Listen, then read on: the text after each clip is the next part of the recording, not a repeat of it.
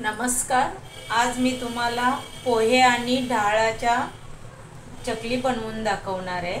त्याचं साहित्य बघा. हे बघा, अर्धी वाटी डाळ आहे. ह्याच वाटीच्या मापाने मी तांदळाचं पीठ घेतलंय 2 वाटी. हे पोहे आहेत, जाडे पोहे आहेत, ते 1 वाटी. ह्याच मापाच्या वाटीने 1 वाटी पोहे घेतले. आता आपण हे पोहे आणि डाळ भाजून घेऊया एका जागेवर. दोन्ही एकत्रच भाजायचे आहेत.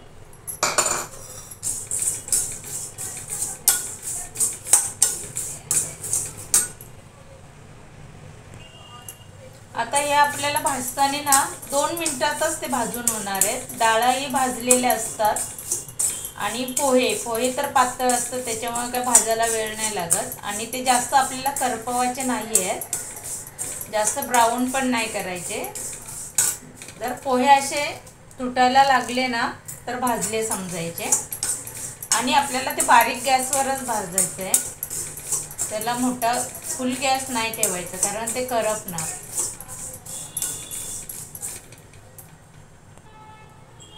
हे बघा, छान असे भाजलेले आहेत. आता गॅस बंद करते आणि आता थोडा थंड होऊन द्यायचं आणि मग आपल्याला ते मिक्सरला लावून घ्यायचं आहे. त्याचं पीठ करायचं आहे मिक्सरमध्ये. हे बघा, छान असं आता हे मिक्सरला वाटून घेतलेलं आहे, बारीक झालेलं आहे. आता आपण हे चाळणीने चाळून घेऊया.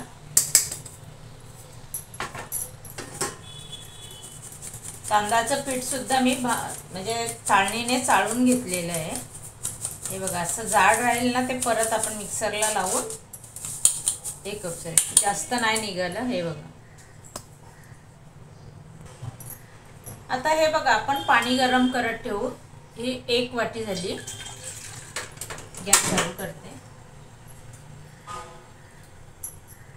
ही 2 वाटी पाणी याच्यात गरम करून घेऊया. याच्यात मसाले वापरायचे आहेत आपल्याला. पाणी उकळी येऊ दे चांगली. आता हे बघा, पाण्याला चांगली उकळी येते. आता हे पांढरे तीळ आहेत, अर्धी वाटी घेतलेली आहे. हे धना पावडर, जिरा पावडर आणि बडीशेप याचं मी पावडर बनवून घेतली.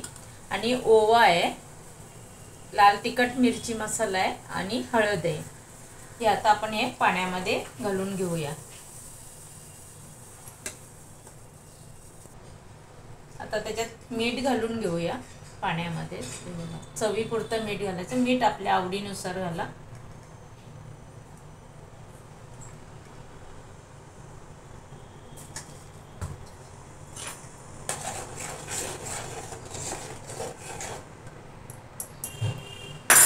त्याच्यानंतर हे बघा, हे चहाचा चमच आहे ना, ते मी 5 चमचे तेल घेतलेलं आहे.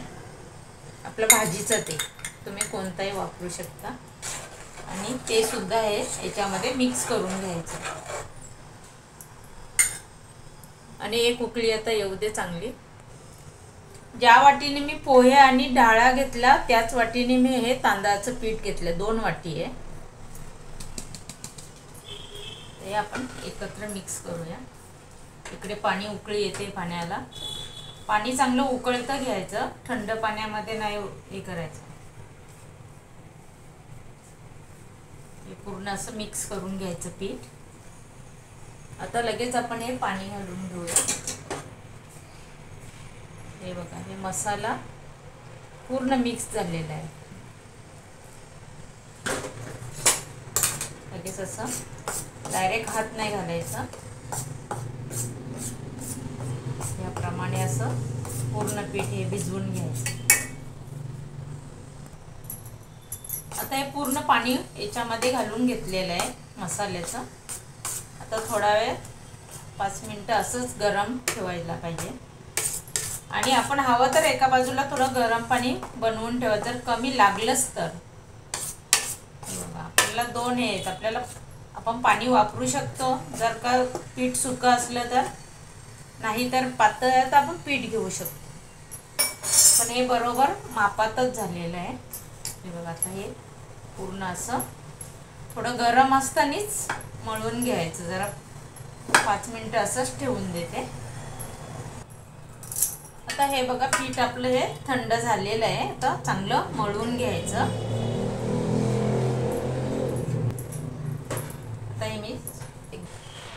हे बघा आता पीठ आपण छान मळून घेतलेलं आहे.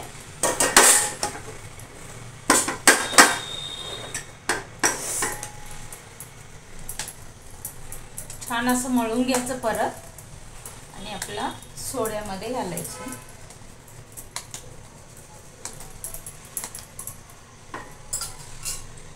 याच्यात भरताना ना पोकळ नाही ठेवायचं, नाहीतर मग त्या अशा मध्ये मध्ये हे होतात, तुटतायत.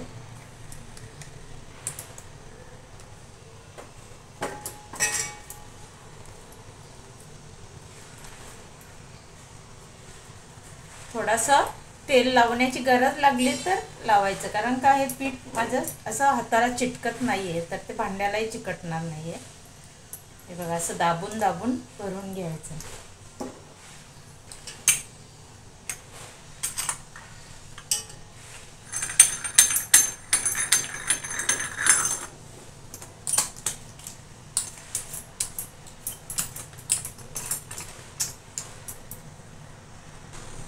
बघा आपण हे बघ छान असं भरलेलं आहे.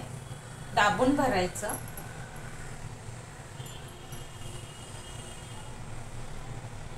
आपल्याला किती मोठी पाहिजे, छान काटेदार अशा, किती मोठी पाहिजे ना ती आपल्यावर आहे. आणि हे सांधा आहे ना असं जुळवून घ्यायचं.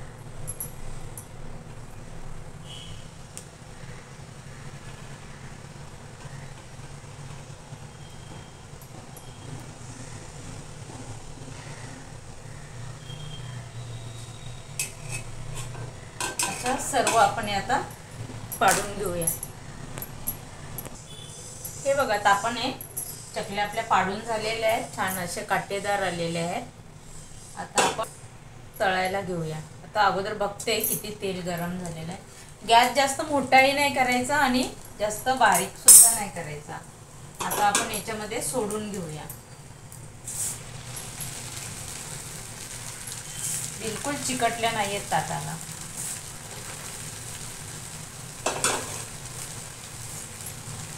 आता जशी ती वर येईल ना तर ती शिजत शिजत येणार, कारण आपण जर आता चमचा घातला त्याच्यामध्ये तर ती तुटायची शक्यता असते. हे बघा छान अशी सुटलेली आहे ती,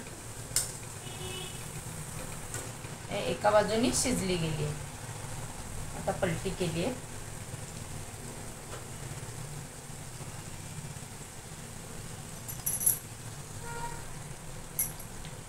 परत आता उलट करून छान असे तेलामध्ये शिजली.